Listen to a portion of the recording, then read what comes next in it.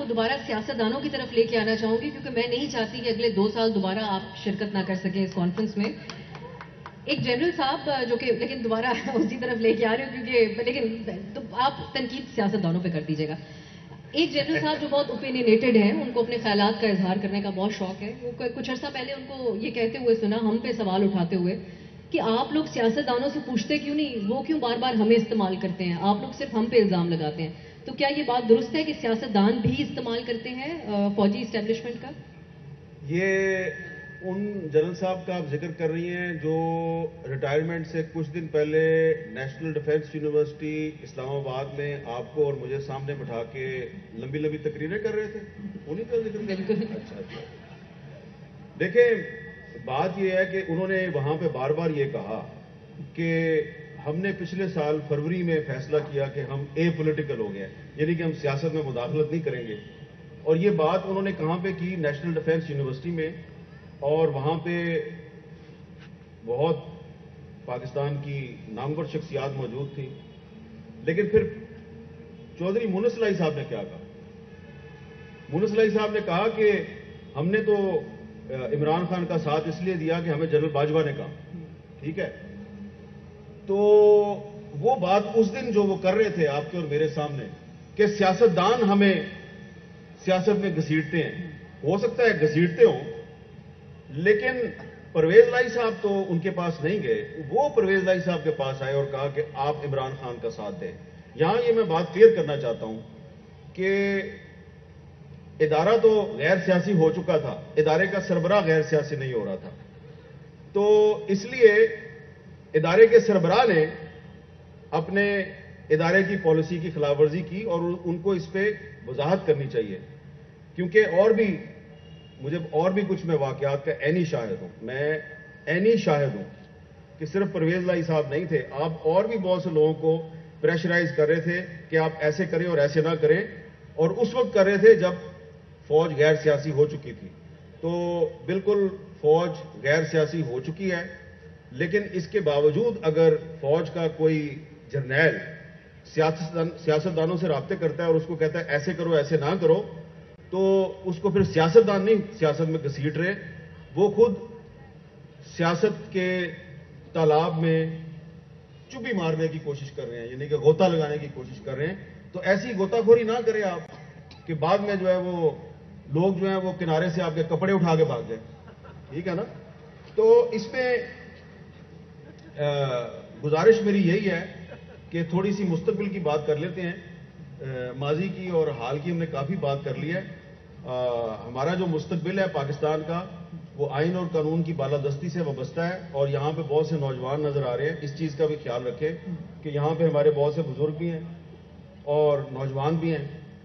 تو جو نوجوان ہیں وہ یہ جاننا چاہتے ہیں کہ اس ملک میں ان کا مستقبل کیا ہے. تو 28 سال بعد پاکستان 100 سال کا ہو جائے گا. اس وقت پاکستان جو ہے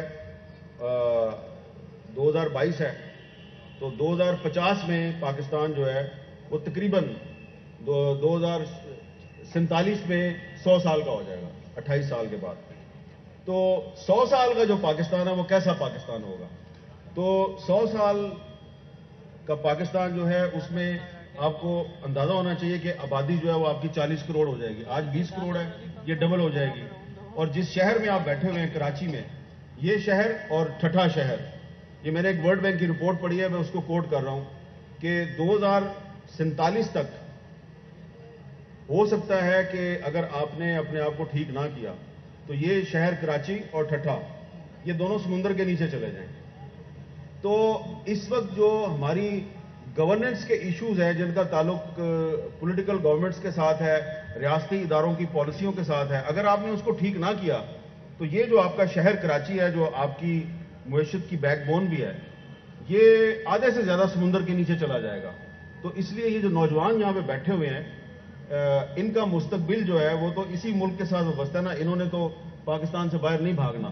تو اس کے لیے ہم سب کو اپنے آپ کو ٹھیک کرنے کی ضرورت ہے، اور ہم اپنے آپ کو ٹھیک اسی وقت صورت کریں گے کہ جب جج صاحب، جرنیل صاحب، جرنلسٹ صاحب یہ سارے پاکستان کے آئین اور قانون کے تابع ہو جائے، اپنے آپ کو آئین سے زیادہ طاقتور نہ سمجھیں.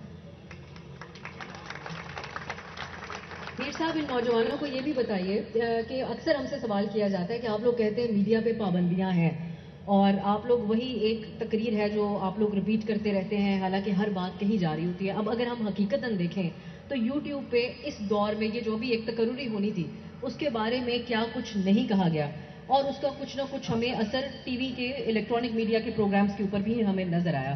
تو کیا واقعی آج بھی قدغنیں ہیں؟ اگر ہیں تو کس قسم کی ہیں؟ دیکھیں نا قدغنیں دیکھیں، میں نے آپ کو شروع سے کہہ رہا ہوں کہ پاکستان کے میڈیا پہ ایک غیر اعلانیہ سینسرشپ چل رہی ہے. ہاں اب آپ کہیں گے جی کہ بہت سے یوٹیوبر تو بڑا سچ بولتے ہیں.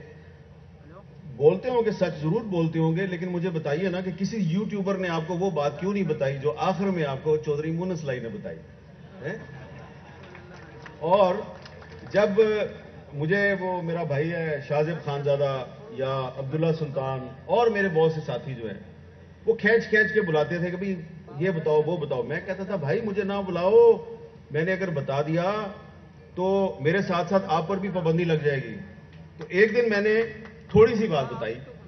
میں نے بتایا کہ یہ جو کہا جا رہا ہے کہ جناب اسٹیبلشمنٹ کی مدد سے تحریک عدم اعتماد لائی گئی ہے، تو اگر یہ بات درست ہے، یہ آن دی ریکارڈ ہے، یہ میں نے شاہزب کے پروگرام میں بھی کہی اور عبداللہ سلطان کا جو مارننگ شو ہے جیو پاکستان اس میں بھی کہی.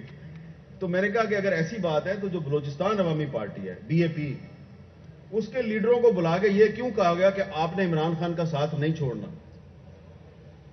تو جب انہوں نے کہا جی کہ سائیں آپ نے تو کہا تھا کہ آپ غیر سیاسی ہو گئے ہیں اور ہم اپنا فیصلہ کرنے میں آزاد ہیں، تو ہم نے تو پریس کانفرنس کر کے تو شہباز شریف صاحب کی حمایت کا اعلان کر دیا ہے، تو کل ہم نے یہ اعلان کیا ہے، آج آپ ہمیں بلا کے کہہ رہے ہیں کہ آپ عمران خان کے خلاف تحریک عدم اعتماد سے پیچھے ہٹ جائیں، تو ہماری لوگوں کی نظروں میں کیا عزت رہ جائے گی؟ تو انہوں نے کہا نہیں، یہ تو آپ کو کرنا ہے. تو جب یہ تھوڑی سی میں نے بات بتائی تو پھر وہی ہوا، مجھے کہا گیا کہ ہاں ٹھیک ہے، آئندہ سے نہ ہم آپ کو سوال پوچھیں گے نہ آپ جواب دیا کریں. تو بہت لمبی میں آپ کو اور بہت سی مثالیں دے سکتا ہوں. بالکل بھی پاکستان کا جو الیکٹرانک میڈیا ہے اور اخبارات ہیں، آپ وہاں پہ پورا سچ نہیں بول سکتے. اور یہ میں آپ کو اب بات بتا کے کوئی بہادری کا مظاہرہ نہیں کر رہا، یہ میں اپنی شرمندگی جو ہے وہ آپ کے سامنے لا رہا ہوں. ہم شرمندہ ہیں کہ جب ہم سچ نہیں بولتے تو بھی برے، اور اگر سچ بول دیں تو بھی برے. اگر سچ بول دیں تو غدار، سچ نہ بولیں تو محب وطن. تو اس لیے مجبور ہو کے اب میں نے اپنے آپ کو غداروں کی فہرست میں شامل کر لیا کہ بھائی میں غدار ہی ٹھیک ہوں، کم از کم غدار تھوڑا سا سچ تو بول سکتا ہے. اور کیونکہ جنرل ایوب خان نے بھی محترمہ فاطمہ جناب پہ غداری کا الزام لگایا تھا، تو کیونکہ مادر ملت غدار تھی تو پھر حامد میر بھی غدار اور یہاں پہ بیٹھے ہوئے آپ سب لوگ بھی غدار. تمغے کی طرح غداری کے خطاب کو آپ سجاتے ہیں.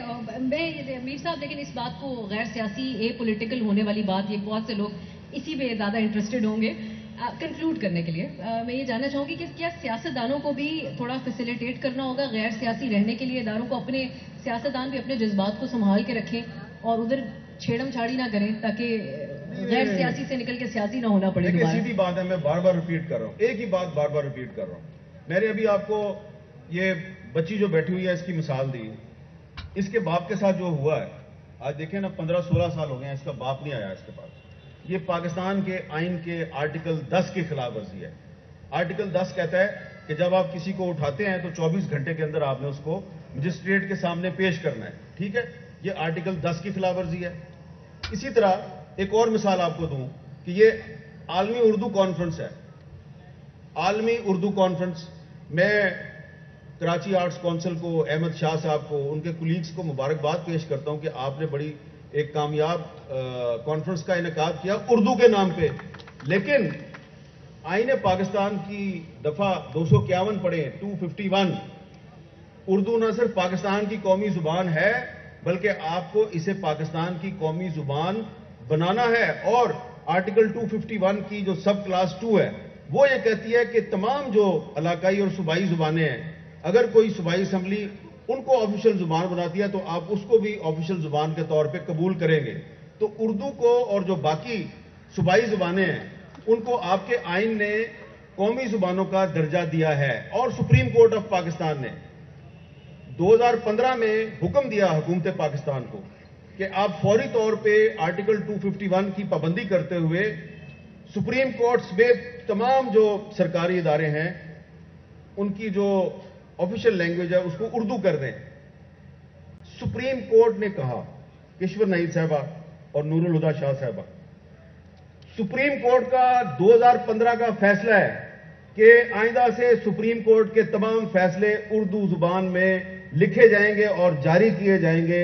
لیکن سپریم کورٹ آف پاکستان آج بھی اپنے فیصلے کی خود خلاف ورزی کر رہی ہے, خود توہین عدالت کی مرتکب ہو رہی ہے اور اپنا کوئی فیصلہ اردو میں جاری نہیں کرتی. آپ پاکستان کے آئین کے آرٹیکل 251 کی بھی خلاف ورزی کر رہے ہیں, سپریم کورٹ کے 2015 کے فیصلے کی بھی خلاف ورزی کر رہے ہیں, آپ انسانی حقوق کی بھی خلاف ورزی کر رہے ہیں, آپ جمہوری اقدار کی بھی خلاف ورزی کر رہے ہیں. آپ کے تمام مسائل کا حل 1973 کے آئین میں ہے جو اس وقت پاکستان کی واحد متفقہ دستاویز ہے. اس کے بعد کوئی کسی آئین پر آپ کبھی اتفاق نہیں کر سکیں گے. یہ میں آپ کو لکھ کے دینے کے لیے تیار ہوں. تو اس آئین میں جو لکھ دیا گیا ہے اس پر آپ عمل درآمد کریں. یہاں پہ جو نوجوان بیٹھے ہیں ان کا مستقبل جو ہے یہ بھی محفوظ ہو جائے گا اور پاکستان کا مستقبل بھی محفوظ ہو جائے گا. اگر آپ کے ججوں نے, جرنیلوں نے, جرنلسٹوں نے, پارلیمنٹ نے اگر اس آئین کی پابندی نہیں کرنی تو پاکستان کبھی ترقی نہیں کر سکتا. میر صاحب کچھ صحافت کے معیار کے حوالے سے ضرور کہیے گا, کیونکہ تنقید جو ہے وہ اکراس دا بورڈ ہوتی ہے, وہ شخصیات کے حوالے سے نہیں ہوتی ہے. اور ایک دور آج بھی ہے, اگر حال کی بات کریں, بہت سے صحافی ہیں جو کہتے ہیں کہ وہ زیر عتاب ہیں, کچھ کو ملک سے جانا بھی پڑا اور کچھ کا شکوہ جو ہے وہ ہمیں نظر آتا ہے ان کے اوپر FIRs جو کٹتی ہیں اس کے سلسلے میں.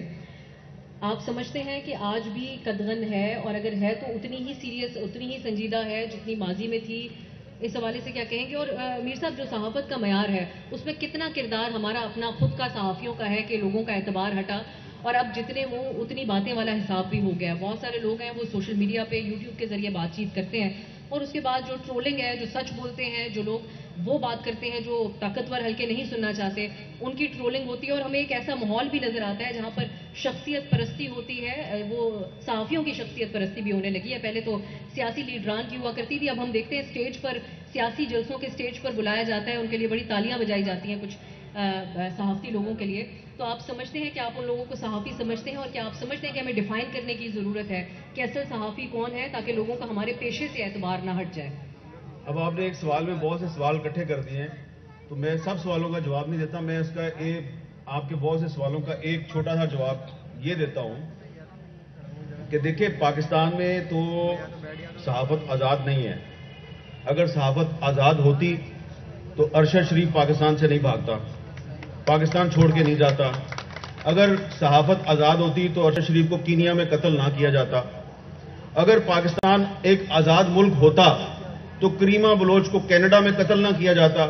اگر پاکستان آزاد ملک ہوتا تو ساجد بلوچ کو سویڈن میں قتل نہ کیا جاتا.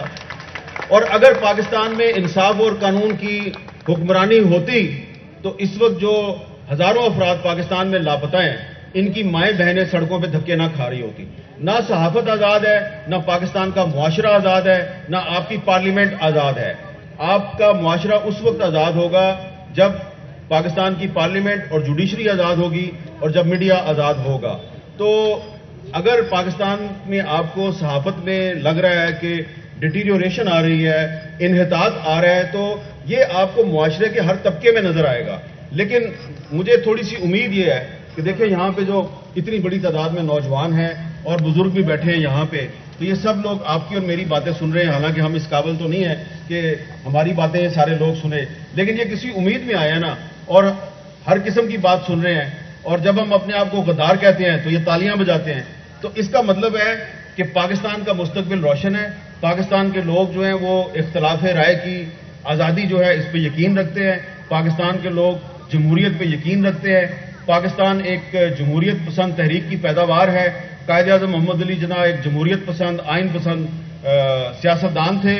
تو اگر ہم قائد اعظم کے راستے پہ چلیں گے تو اس پاکستان میں بلوچستان کو بھی اس کے حقوق ملیں گے، سندھ کو بھی ملیں گے، خیبر پختونخوا کو بھی ملیں گے، پنجاب کو بھی ملیں گے، کشمیر اور گلگت بلتستان کو بھی ملیں گے، اور صحافیوں کو بھی ان کے حقوق ملیں گے. لیکن اگر آپ قائد اعظم کے راستے پہ نہیں چلیں گے تو پھر آپ اور میں اسی طرح جدوجہد تو ہم جاری رکھیں گے. باز نہیں آنا ہم نے اپنی باتیں کرتے رہنا ہے اور مایوسی کا شکار نہیں ہونا. YouTube پر گوگلی نیوز دیکھنے کے لیے youtube.com کی سرچ بار میں googly news T V type کریں. گوگلی نیوز کے پیج پر سرخ رنگ کے سبسکرپشن والے بٹن پر کلک کرنا نہ بھولیے. YouTube پیج پر اپلوڈ ہونے والی ویڈیوز سے باخبر رہنے کے لیے بیل آئیکن پر کلک کیجیے. آپ کو ہر نئی ویڈیو کے بارے میں نوٹیفیکیشن موصول ہو جائے گا.